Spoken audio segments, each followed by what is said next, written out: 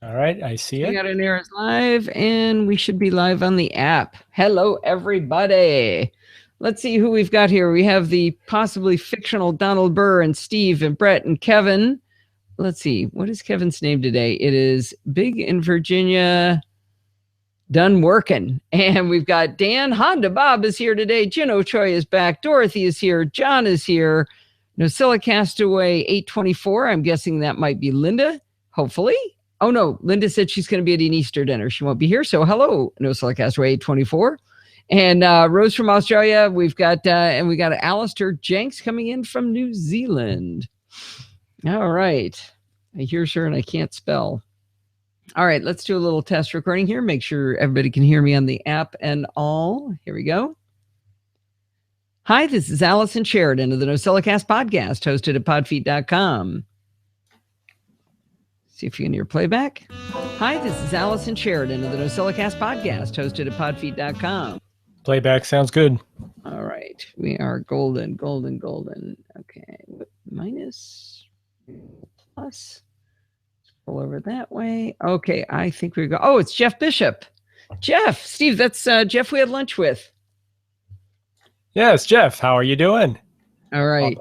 Actually, if he's on the app, he won't be able to hear you. Let me turn you on for just a second. You'll hear yourself twice, Steve. Okay. Just long enough to say hi to him in case he's on the app. Okay, hit it. Hey, Jeff. Welcome. Glad you could join us. All right, you're cut off. I have to, Steve gets to hear himself twice if I turn that on. We may be able to fix that someday, but not today. All right, let's see. Where's my preview? Here we go. All right, ready? All right, here we are. Oh, okay, good. I'm glad to know you hear the echo too, Alistair. I thought you guys didn't, and that made no sense to me that you didn't. You should hear him twice.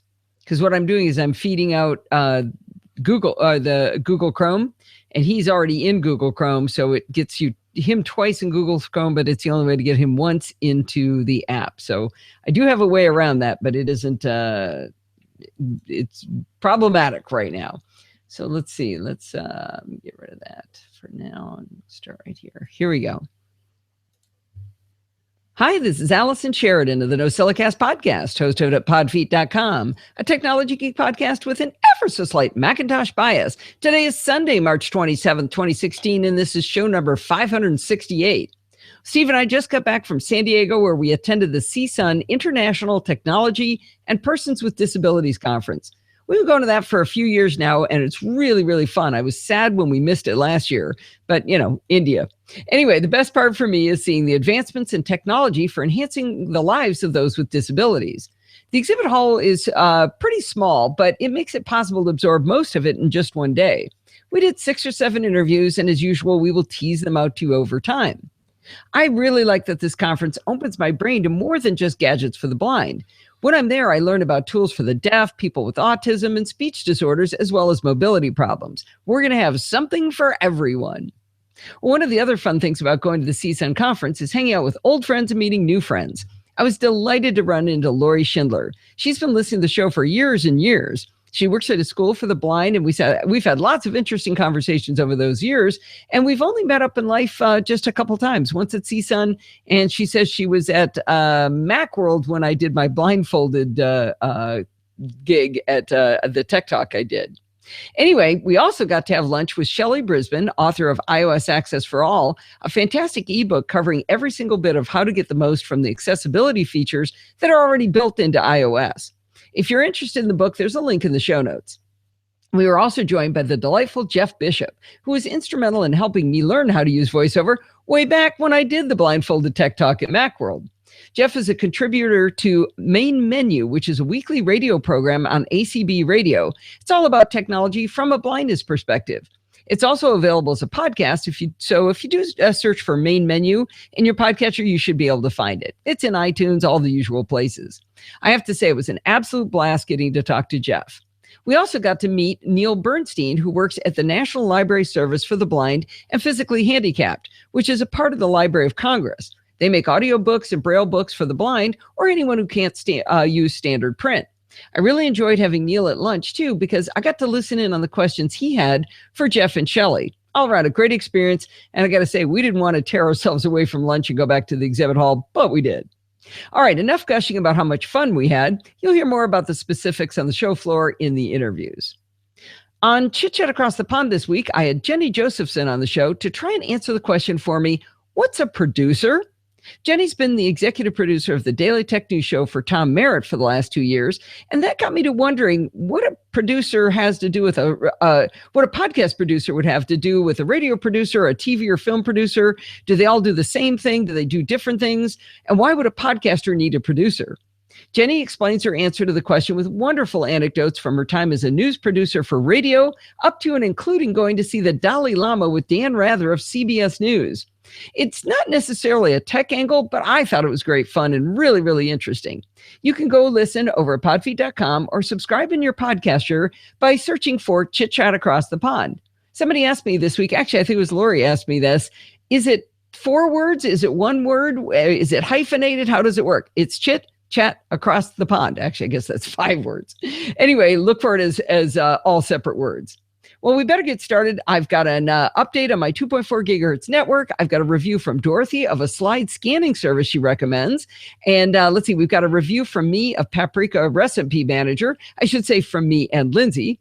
And then Stephen Getz is going to join us to talk about how he uses Plex to entertain himself while his baby eats. And if we have time, we will have the first of our CSEN recordings. Whew, that's a long intro. All right, what have I missed? Oh, can't save there. File, save as. Thank you, done working. No, that should be there. Why are you wanting to go there? All right, NCF. Save. Let me check that intro.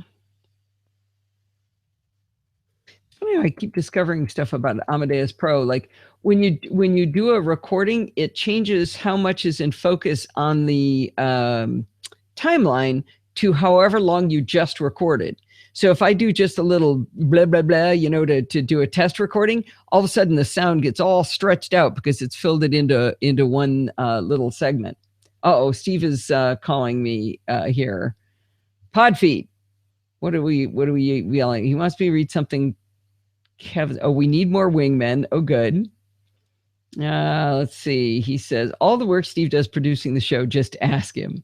Yeah, I was thinking about in a little way, he is a producer. I would like him to be more of a producer if I could figure out how to unload more work on him. I think I actually said that in the interview. Let me hear how the intro started here. Hi, this is Allison Sheridan of the NosillaCast podcast, hosted at podfeet.com, a technology geek podcast with it. Okay. Sounds good. All right, let's go. And we have a new joiner to the chat room, I think. Birdman. Birdman? Who's Birdman? Hi, Birdman. Welcome, Birdman. Are you sure? Don't recognize. Slightly familiar. Chin-No Choi likes Plex Pass too. All right. Sorry, he is the greatest producer I know.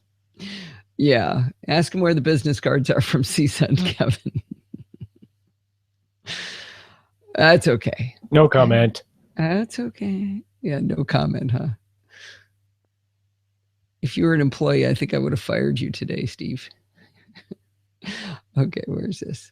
Okay, we're going to talk about my USB hub because that's exciting. Here we go. All right.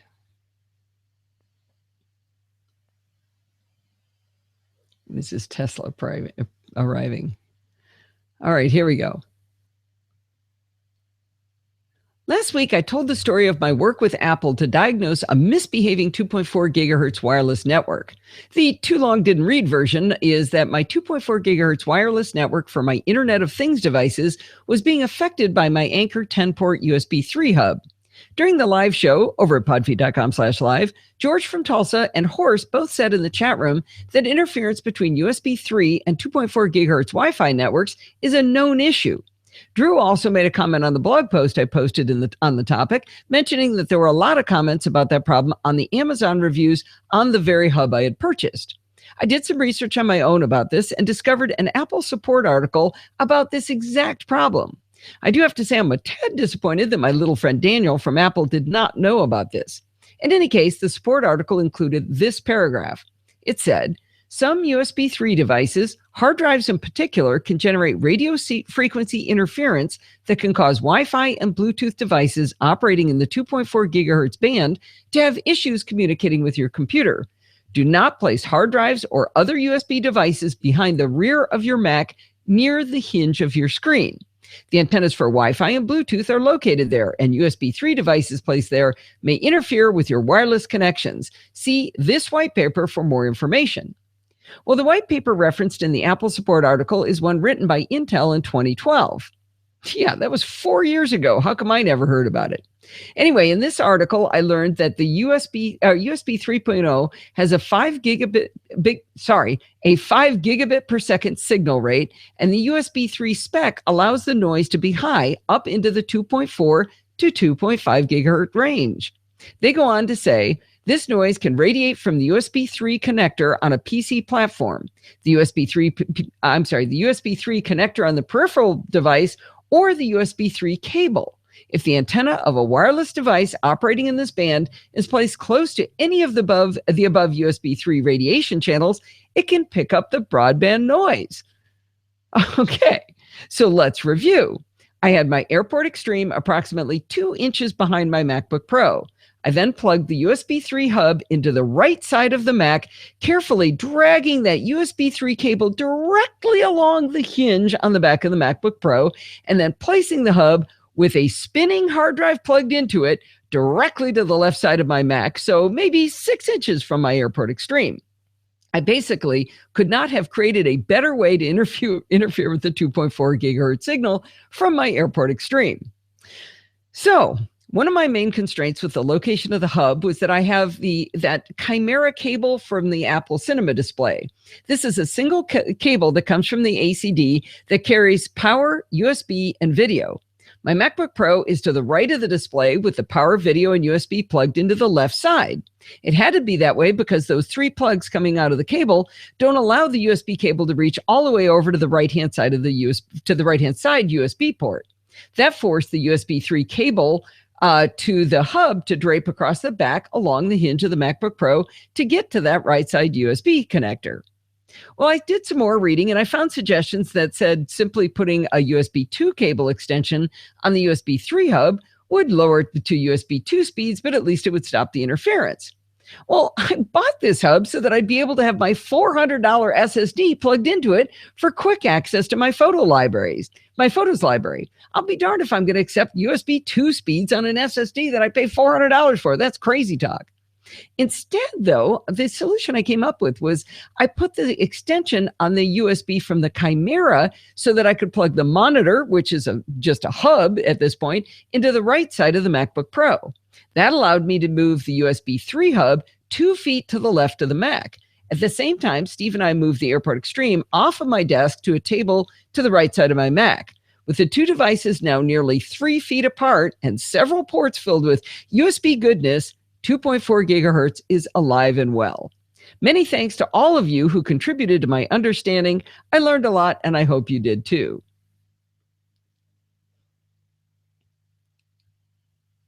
All right. Did we find out who Birdman is? Your video froze. Really? Yeah. How did we fix that last time? And why is it happening? My audio's okay? So far. I think we tried, let's see. I'll just turn my camera on and off each time. That seemed to have fixed it. Huh.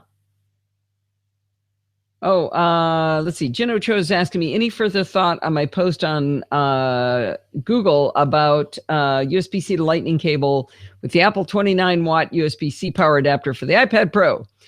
Yeah, Jen, I asked Steve about that, being the electrical engineer, and he said that as long as the voltage is correct, the device should draw the amount of current that it needs. So if that's true, what they're saying, That could be an interesting solution. What for those of you listening, the idea is that the I've just figured out who Birdman is. Sorry, I got distracted. Oh, Nurse Ratched is here. Hi, Nurse Ratched. Sorry, squirrel.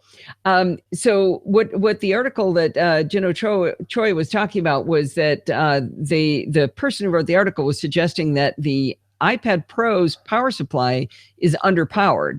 It's what was it, 12 watts, and the one for the MacBook Pro or the MacBook is 24 watts. I think something on that order. Anyway, if you got a USB-C to Lightning cable, you could use the power supply for the MacBook on the iPad Pro. I haven't had any trouble with it charging properly, though. I don't know that I have a problem to be solved there, so I'm not sure I would do that. But Steve did confirm it wouldn't hurt anything. I'm not Guy, probably. Yeah, not at all. Not even a little bit Guy, huh? All right, let me see how this section sounded. We will have the first of our CSEN recordings. Last week, I told the story of... Okay, that's good. My audio levels are still really low.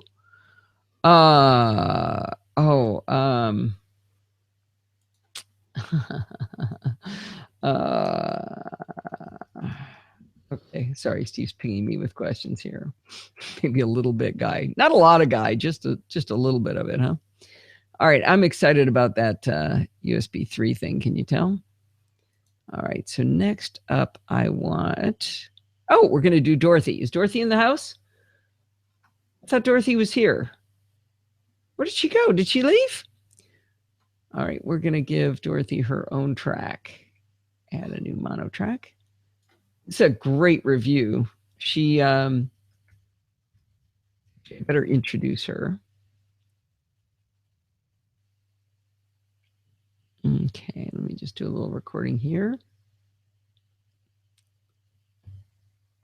All right, next up, we've got a review from friend of the show and good friend of mine, Dorothy R., as you would know her over on Google+. All right, and then I've got to go find her.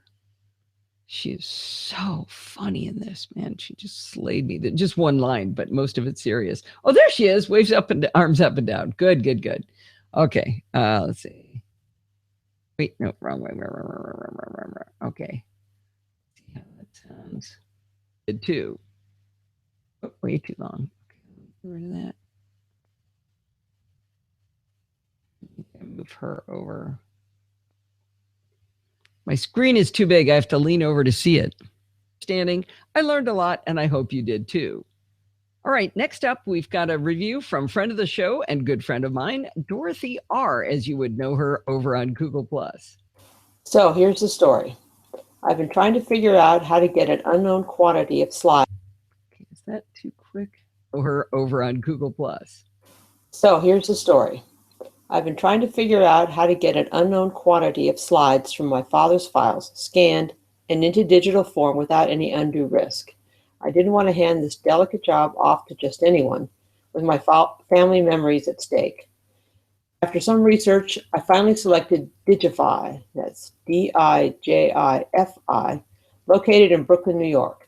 They had excellent Yelp reviews and a Superior Performer Award from Angie's List. It seemed a good place to start. They have an awesome website full of technical details about their process, scanning equipment, and all the options available. They scan slides, photo prints, 35mm negatives, 110 negatives, video, you name it. One really nice item was a cost estimator page where you can select from all the different options and get an idea of how much the whole thing will cost. There are two levels of scanning resolution. Standard, which produces enough detail for viewing full screen HD. This gives you slides in 2500 DPI and photos in 300 DPI. The second level, which is more expensive, full resolution, will get you exactly twice that. Digify offers three kinds of processing. One is raw. They do the best possible scan, but no post-processing. Number two, direct, adds rotation and hand cropping. And three, it's called complete, all the previous plus hand adjustments to color and contrast. I selected option 2 with standard resolution for the cost of 68 cents per slide. I felt that as an expert Photoshop user, I could do my own editing and not spend money for them to edit pictures I might not need. Output options include JPEG or TIFF formats to USB drive or CD or DVD. Small orders, 1 gigabyte or less, can be sent via email or FTP. For the USB drive option, you can provide the device, or they can, for an additional cost of $20 to $100, depending upon the device you select. I opted to provide a thumb drive, formatted for FAT32, since I was shipping the slides to them anyway, and that was okay for them. Even with all the info on the website, I still had questions, like what was the basic process for getting this done? How big are the resulting JPEG files? What happens if I'm not happy with the results? I sent a laundry list to their contact email, and within 12 hours got a lovely response from Alex, the office manager. He answered every one of my questions while relieving my anxiety with his quick response and detailed information. One of the issues I wrestled with was whether to send all the slides at one time or just send a few to see how well Digify would work. Alex explained that if I put a note in with the slides, they could just scan 3 or 4 and send me the results, so I could get a preview of the quality. Note, however, this is not free. I paid $12 for them to scan 4 slides and email me the results. But that was less than the whole pile if I didn't like what they did. So this feature made it easier for me to commit to sending everything. I spent one day sorting through the piles and boxes and sorting out which should be scanned, focusing on family trips and get-togethers. I didn't bother checking every single slide, thinking that would take way too long, and the cost of scanning was worth not using my time. The digital files would be much easier to review and edit afterwards. Then I packed up 13 small boxes full of slides into one big box. I added a note to do the pre-scan, plus contact information, email and phone.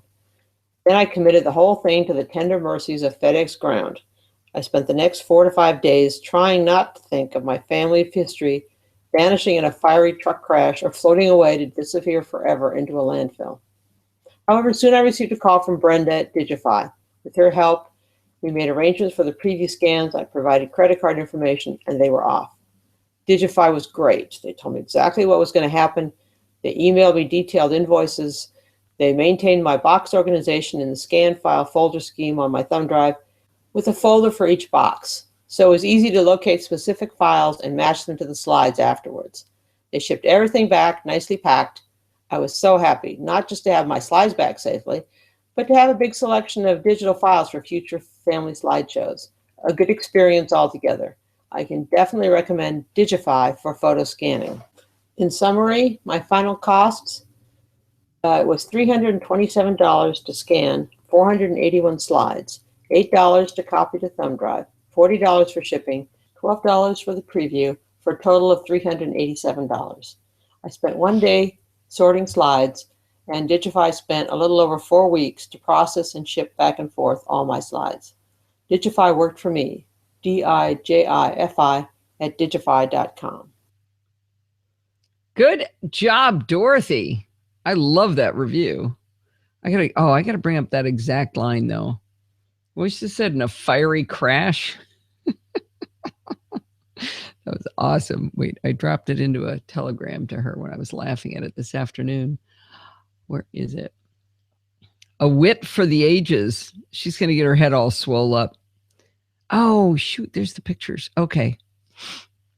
One with a cat and one without. That's nice. Dorothy sent me the pictures. I forgot. Okay, I got to remember to remind me to put that in the blog post, Dorothy.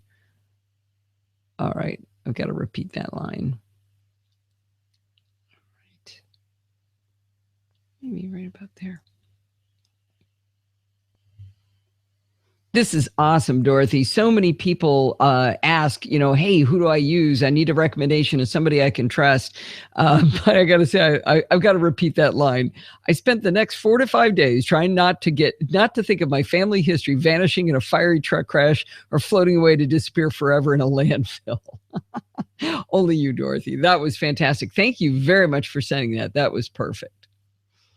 Well, I'm not a chef, and I won't even suggest that I'm an accomplished cook. In fact, it's well known that Steve and I have been eating on a repetitive schedule for going on 20 years. Our kids first pointed it out when they noticed that we had made burritos every Monday for a very long time. It's been suggested that this is what happens when 2 engineers marry. Well, like most kids, when our daughter Lindsay moved out on her own, she rebelled against her rigid upbringing and decided to try to cook 2 new meals every single week, things she's never cooked before. She's inspired me over time, sending me the easier recipes in a quest to get me to break out and experiment.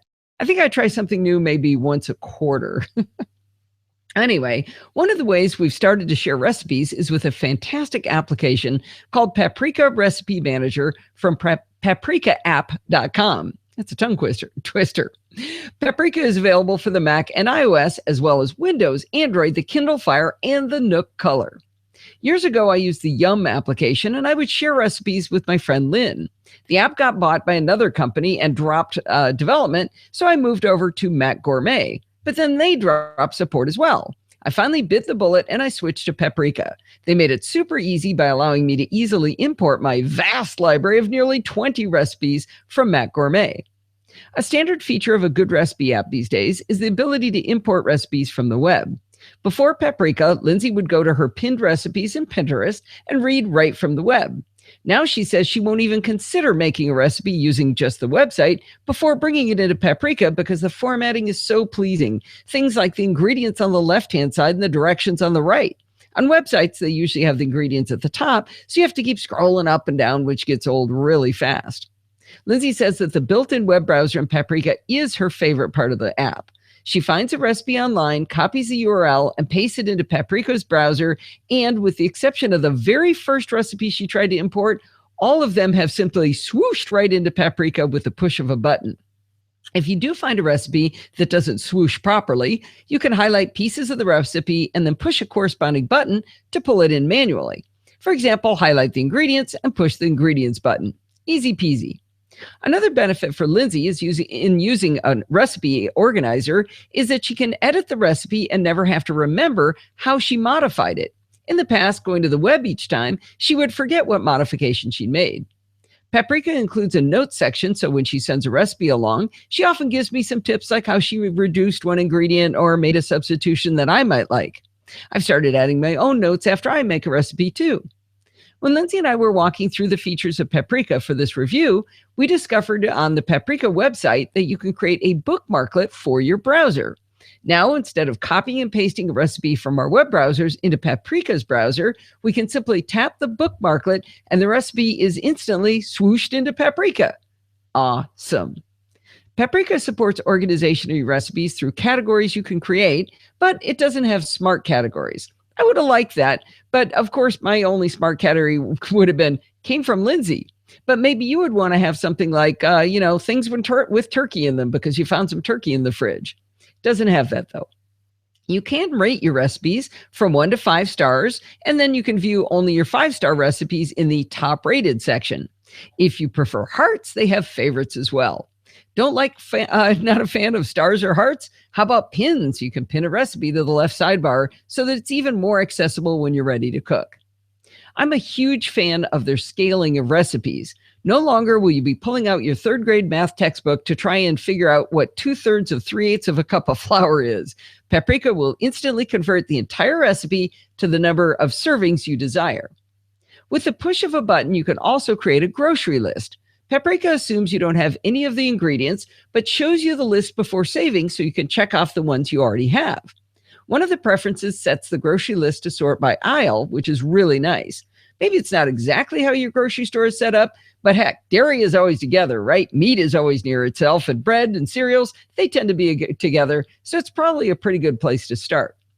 If you're crazy organized, like 2 engineers, you can take inventory of your pantry and enter it into Paprika. And then when you create a grocery list, it will automatically uncheck those items already available in your pantry.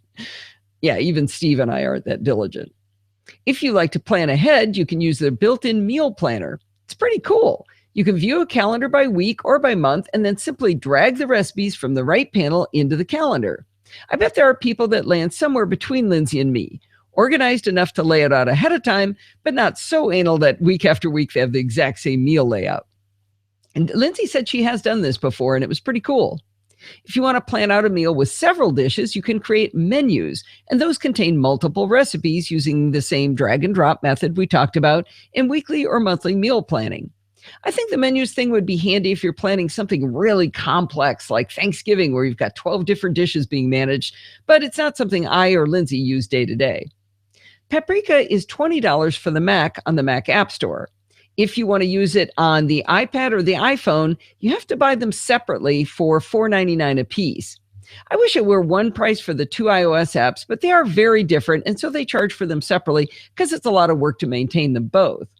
You can run the iPhone version on the iPad if you want to, but it's that old school thing where you see everything 2x on the iPad. The iPad is great in the kitchen, no danger of spilling flour or vinegar into the keyboard, but the iPhone is what you're going to have with you at the grocery store. If you create a grocery list from the Mac or the iPad, you can export that to the Reminders app, and it creates a formatted checklist that is all ready for you as a grocery list in Reminders, and that works really well. I made soup the other night just using the iPhone app, and it actually worked great. Tough decisions, but if I had to choose two of the three to buy, I'd probably buy the Mac and the iPad version, or only the iPad version if money was tight. So remember, you don't have to buy all of these. We got into a discussion in the Facebook group at podfeet.com/Facebook. Bob Goodrich and I got in a discussion on this, where it sounds like a lot of money when you say $20 for the Mac App Store, $5 for the iPhone, and $5 for the iPad. But, you know, when I bought Yum many, many, many years ago, I paid $30 for it. When I bought Mac Gourmet, I paid $30 for it. Buying all three of these was $30. Now, it's a shame that I had to buy it 3 times, but this doesn't make this a very expensive application. I think we've just gotten into this, hey, it's free, everything should be free, everything should be $1 kind of mindset. This is a beautiful app that works really, really well. And again, if you only want to get it for your iPad or your iPhone, it's only $5. So, I think there's a version for every budget. Anyway, back to the tool itself. Oddly, one of my favorite things about Paprika is the simple feature that it keeps your device from falling asleep. I can't count how many times I've been making a recipe only to look over at the iPad and see that it's gone dark. Now I don't have to stop what I'm doing, wash and dry my hands, so I can wake up the iPad, authenticate with my thumb, just to verify that whether it was a teaspoon or a tablespoon of cumin I was supposed to add. Speaking of using your fingers, you can tap on ingredients in Paprika to check them off as you add them to the recipe. If you're anything like me, you often look at a recipe, then you look down at the pot, back to the recipe and think, man, did I put the salt in yet?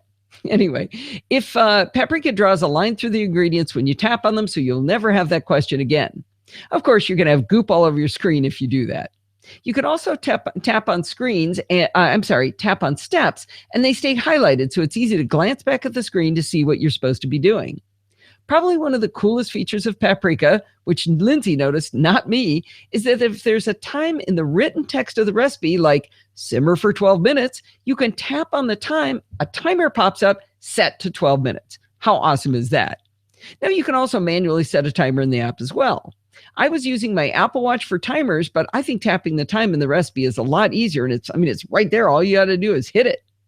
Paprika lets you bring in photos of your masterpieces for your recipes. I'm not sure why this is so very pleasing, but if I see a recipe without a photo, I'm sad and I don't feel like making it. If it's the original photo from whoever created the recipe, that's nice, but having my own photo makes it even more personal for me. I've mentioned that Paprika is cross-platform, and that's only useful if you can sync across devices. Instead of using something like iCloud or Dropbox, the makers of Paprika do their own syncing service. This does mean sharing your recipes with a third party, but this isn't exactly sensitive data, so I'm okay with that. In my experience, it's been rock solid, and that's what really matters. Recipes are probably the most shareable thing on the planet, except when they're your grandmother's secret cookie recipe. I know, you're never going to give that to me.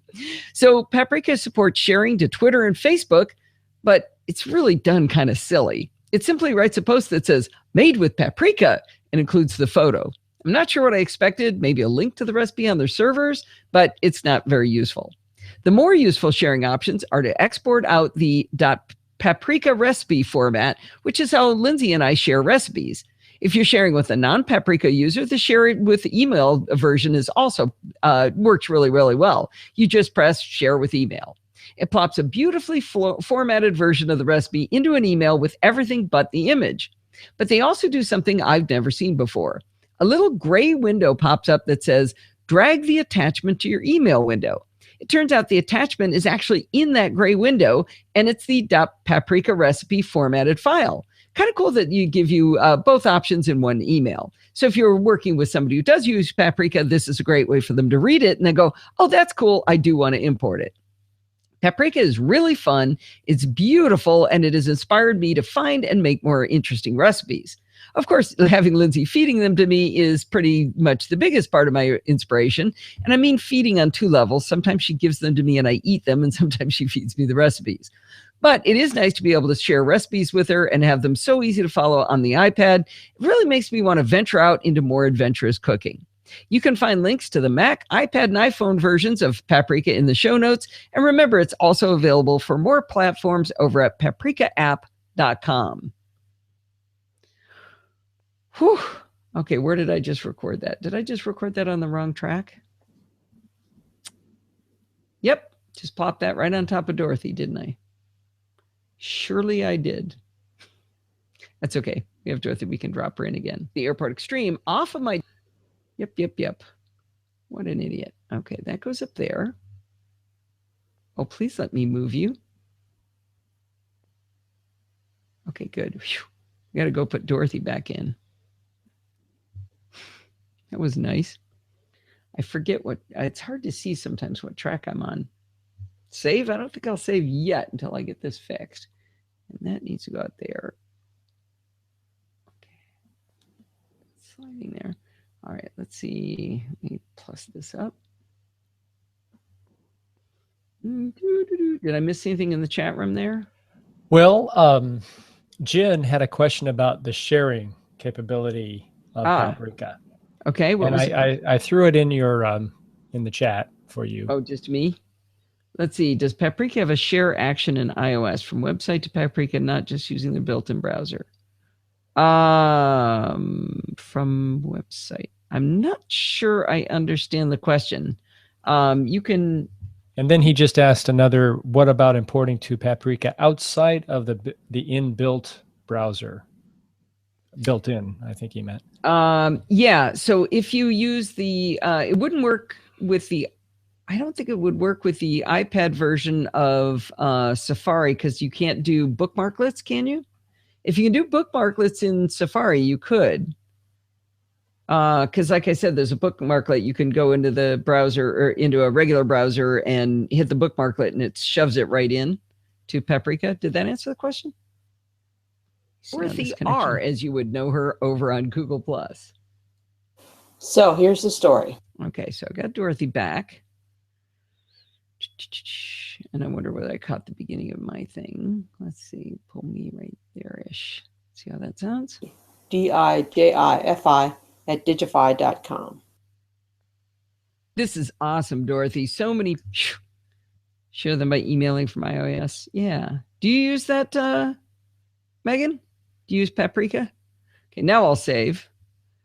All right, we're not too long. We got time here. We're doing okay. Ooh, we're running late on schedule, though. Okay, we got to speed up. Quit talking. All right, since Steven's not here, I will probably drop his in, but not play the whole thing. All right, is he next? Yes. So Jen says bookmarklets are available in iOS, so he's guessing that. Oh, that might work. I could try them if we have time when we're done. But let me finish the show first. So remember that question. Yeah, and Megan confirms, yeah, she uses it all the time, loves it. Oh, okay. Oh, good. Yeah. Either way, it's fun. Okay, where is Stephen Getz? There we go. Let me see what he says. I'm going to drop him on Dorothy's track. Don't tell him I made him share a track with Dorothy. All right, let's hear how this... I think he introduces himself.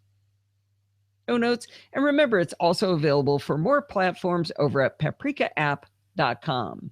Hi, I'm Stephen. Oh, I better introduce him. That's just going to be two. Whoops.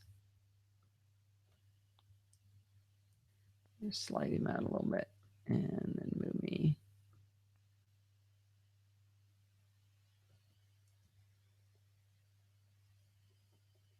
Okay, let's shift gears now and hear from Stephen Getz about Plex. I know it's going to be repeated, but it sounds funny when I just like dump somebody in on you, I think. Okay, movie right there. I have to lean over. Have you noticed that? Can't see that side of the screen to line things up. Over at paprikaapp.com. Okay, let's shift gears now and hear from Stephen Getz about Plex. little bit about Plex. Hi, I'm Stephen Getz, and I would like to talk about Plex and how I use it to watch media from my backed up collection of DVDs and Blu-rays. First, there are two parts to Plex. All right.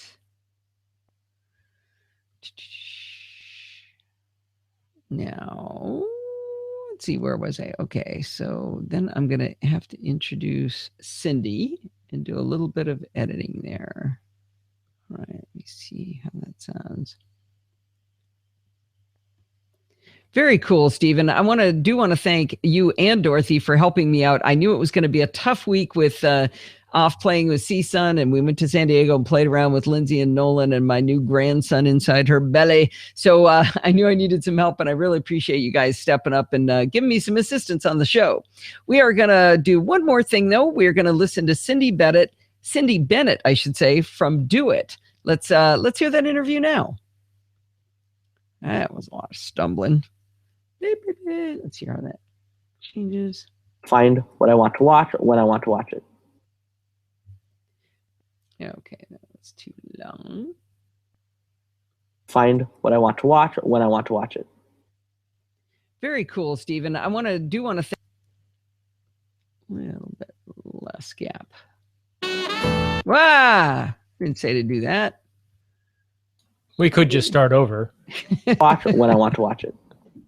Very cool, Stephen. I want to thank.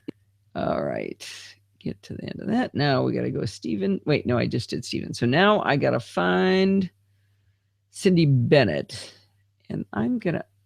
Well, I'm too lazy to make another track. We'll drop her in here. I don't think it matters.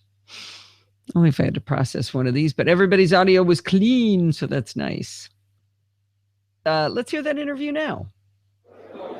I'm talking with Cindy Bennett. Okay, maybe I will give her her own track. That was loud. Add new mono track. Drop Cindy down here. What happened? What happened? Okay, that wasn't what I wanted. Okay, take you and drop you down there. Well, I didn't want to move you that far. What are you doing way over there? I didn't say to go there. I'm still not that good at this tool. Okay, keep going. There we go. See how that sounds. We are going to do one more thing, though. We're going to listen to Cindy Bennett, I should say, from Do It. Let's hear that interview now. I'm talking with Cindy Bennett. Loud. In the Do It booth. Okay, that'll be good. So now she stumbled on the URL here, and we promised to fix it for her. Where did I wrote it down where it was? Shoot. Oh, I wrote it in here. 357. Oh, that's great. I don't know where that is in the interview. Let's listen. So I asked her for the URL, and she stumbles a bit. I promised to fix it for her. Other program opportunities and how to get financial assistance. Very cool. And so the website is? It's okay. There's right where I asked her the website the first time. Let me mark that. Okay, so I say the website is, that's at 32 even. Let's see where if she ever gets to it. It's doit@uw.edu is our email, and our website, I think it's, let's see, I see Minigrask at washington.edu/access computing. so that would be the Access Computing URL. I apologize, I don't have our main URL on hand. All right, we're looking around. We'll check. I found a business card here to somebody. That's just staff.washington.edu. Well, I bet through that we could find it. Yeah, it can. So, yeah, I apologize. That's okay. The visual media is kind of weird to have to worry about for you. Yeah. Well, it's not that. It's just a fact that I should know in my head. But because we're under the greater uw.edu domain, I don't have the exact. Okay, no worries. I'm sure we can find it. Well, thank you very much, and we appreciate you taking. Okay, maybe I'll just get rid of the question. Very cool. And so the web. Okay, I think I can cut that down to, let's see. Very cool. And so the website is? Wish I could dub that in. Oh, shoot. I didn't mark where it was down here. Okay. They have markers here. There's markers, right? Markers, import, export, show markers, mark selection. Ah, there it is. Oh, let's see if that works. Is this exciting for you guys listening to this? Okay, stop with this selection. There you go. Radio. It's good radio. Okay, no worries. I'm sure we can find it. Well, thank you very much. Okay. I think what I'm going to do is just cut that to there. Let's see if that works. People pursuing all other types of engineering careers, and there'll be links on. Well, thank you very much. Nope, that's not it. Let's see. Our website. There information about how you can sign up for a listserv, and then once you kind of get involved in the listserv, you can hear about other program opportunities and how to get financial assistance. Very cool. Okay. Oh, I see. I got it. Okay, from right here. Plus, I got to figure out where the other end is, though. I think I can see it. I would be much better at this on GarageBand. I think it's right about there.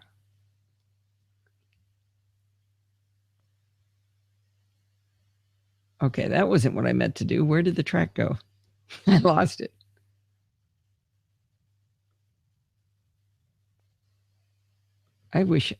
Can you guys hear this? Get involved in the listserv, you can hear about other program opportunities and how to get financial assistance. Well, thank you very much, and we appreciate you taking the time. Yeah, thank you. All right. I think that works. Nailed it. So I think that's what we should do on the video. Maybe just do a lower third as she's talking about it. Assuming we eventually get the actual link. I have the actual link. I found it. Oh, yeah. Great. Oh, you mean the one that should have been on the business cards, honey? It's great. Huh. You better find those, dear. That's going to be really sad if we can't tell all these people about it. All right. Well, you can find out more about the Do It program at washington.edu/doit, DOIT. Well, that's going to wind us up for this week. Do not forget to send in your dumb questions, comments, and suggestions by emailing me at allison@podfeet.com. Follow me on Twitter @podfeet. Check out the NosillaCast Google Plus community and our Facebook group. We've got those at podfeet.com/Google Plus and podfeet.com/Facebook. And if you want to join in the fun of the live show, head on over to podfeet.com/live on Sunday nights at 5 p.m. Pacific time, like Nurse Ratched did after forever being gone, and you can join the friendly and enthusiastic Nosilla castaways. Thanks for listening, and stay subscribed. All right. So I think Birdman just finally revealed his identity. Okay, this did not. Oh, that's interesting. Somehow I dropped. Well, we better go check all the audio. What is the thing you slide up and down to make it louder and quieter on the recording? What is it? The levels? Got volume slider? No, you know when you've got a waveform and you've got the little thing you pull down to decrease the volume. It's not a volume slider. You know, the levels thing. You know where you can draw a couple of lines and make it swoosh in and out. No? Yeah. Is that called a volume slider? Let me see how this sounds. Thank you very much, and we appreciate you taking the time. Yeah, thank you. Well, you can find out more about the Do It. Little quick. Yeah, a little quick. Taking the time. Yeah, thank you. Well, you can find out more about the Do It program at Washington. Okay, I'm going to save this. I think we should check these levels, though. Make sure those look okay. What did I do? Oh, no, I know what's wrong. Oh, I put that on the wrong track because I was not paying attention. Wow, we're going to have to. Come on. Okay, that shouldn't have been like that at all. I see what happened. I put it on the intro outro track, which has been cranked down already. Okay, put you on the right track. Get you on the right track. Get it? Okay, now let's listen to that. And we appreciate you taking the time. Yeah, thank you. Well, you can find. No, that's too long. This is fun. Taking the time. Yeah, thank you. Well, you can find out more about. Little long. Oh, it's still too long? Yeah. What is this? I want that there. There you go. You can just try that. All right, fine. Let's see. Plus. Here, that's ends there. That is like dead nuts on. I don't know. All right, fine. I'll just cut right in on The time. Yeah, thank you. Well, you can find out more about. There we go. Okay, let's turn this back Remember, on. I have a 1 second fade out period. So I know, but I can see the fade out in my line. But I guess there was a tiny gap at the beginning of mine. We will allow it. So that is what, 32 minutes. So I got to go my outro track, and I got to do track. Shift track, what I just say, 32 minutes, 32, 36. And now where is it? Where'd it go? That's not good, whatever I just did. I don't think this is working right now. What is going on? Oh, criminy. Yeah, I just put it out to 3,237 minutes out. That's not quite what I meant. Yeah, bring it in a touch. Track, shift track. What did I do?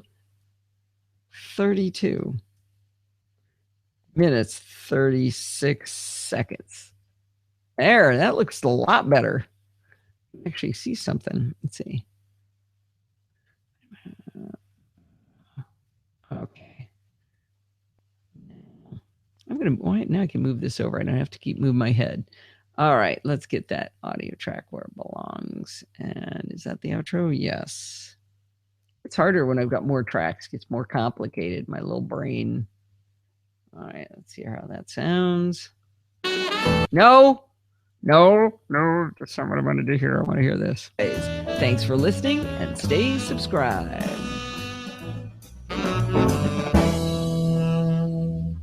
How was that?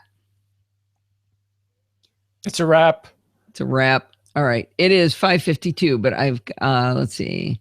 I do want to just check these intersections. Just make sure they still look okay. Make sure there's nothing funny. That looks good. That looks good. Much harder to fix later. All right. And so has anybody got any idea what Steve did with the business cards? Any ideas? I asked Lindsay to check in Dodger's food bowl because you never know where he might put them.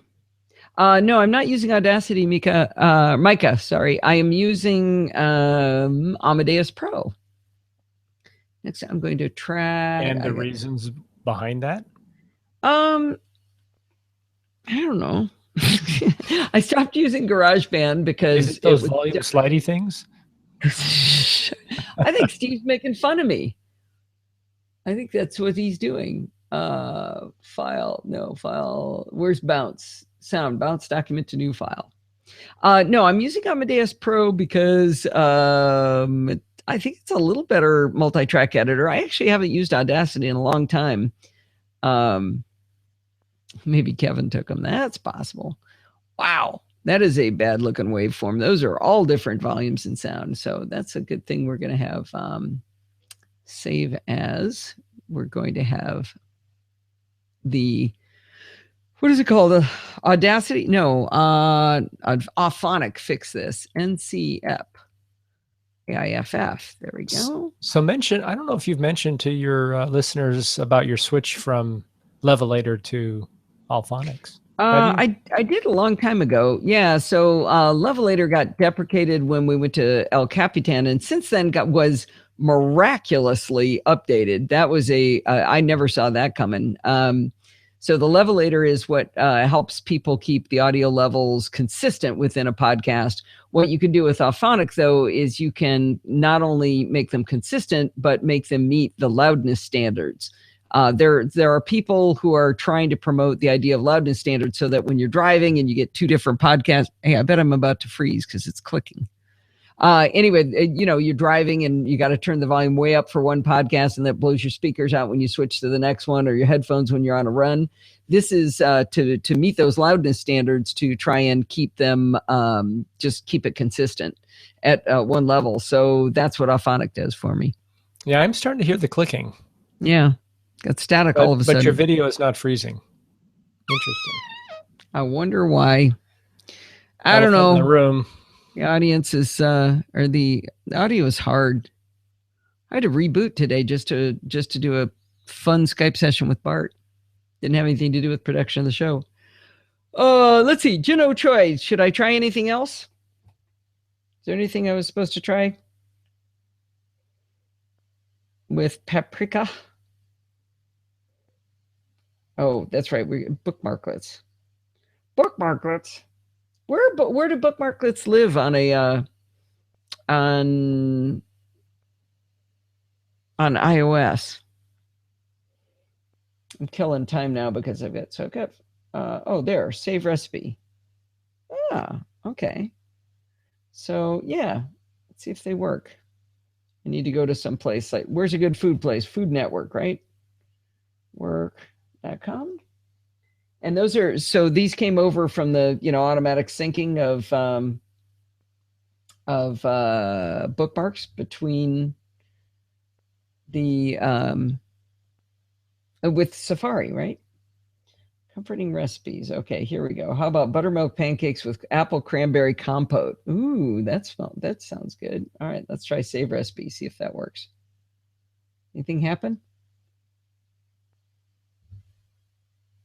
I pressed it. I don't know if that's doing anything. Let me go see if I got any pancakes in paprika now. It didn't look like it did anything. Yes, it did. Yep. Buttermilk pancakes in paprika. Ooh, I got to turn the volume down. Uh-oh, who let the dogs in? Oh, and a cat. So there's buttermilk pancakes just came into paprika, just pushing the button over in Safari. So yes. Is there a link to Auphonic? It's Auphonic Leveler. By the way, Guy, I would not recommend doing what I did. I bought the application and I thought that was a better idea than using the there's a web service you can work with, and the web service, it turns out, can do way more stuff than the app did. I thought I was being smart, not paying a monthly fee. You have to pay a monthly fee to use the web service, and it turns out it's way better to use the website. It'll make your MP3s for you. I want to load my tag data. Oh, well, nothing's working here. Oh, Tessa wants in. Tessa, did you want to be in the video? Come here. Anyway, I would do the web service, not the app like I did. Okay, Tessa, whoop, you got to see her on the mic. There you are. Poor dog. Poor thing. Nurse Ratched has the same dog. Naturally, because it's a cost. Well, but I mean, I paid for this app. I paid a lot of money. I forget what it was, but it doesn't have a lot of the capability. I thought that it would. I thought it would be able to do everything that the web service did, and it definitely does not. So my recommendation is use the web service. If I had it to do over. In fact, I've thought about asking the guy, can I trade my money in on this to do the web service? Yeah. I don't want to do that. File. Add tag data. Uh-oh. How many animals did you let in here? It's a problem, I tell you. They're everywhere. All right. Why is my tag data not loading? No, cancel. File, load tag data, not save tag data, load tag data. Open. Now it did it. Good. Update. All right, guys, it looks like the show is a wrap. It is 5:59. I think I should call the show. You ready to say goodbye, Steve? I'm ready. All right, so goodbye, Steve. Goodbye, Steve. Goodbye, everybody. See you next week. Bye. Happy Easter. Thanks for coming.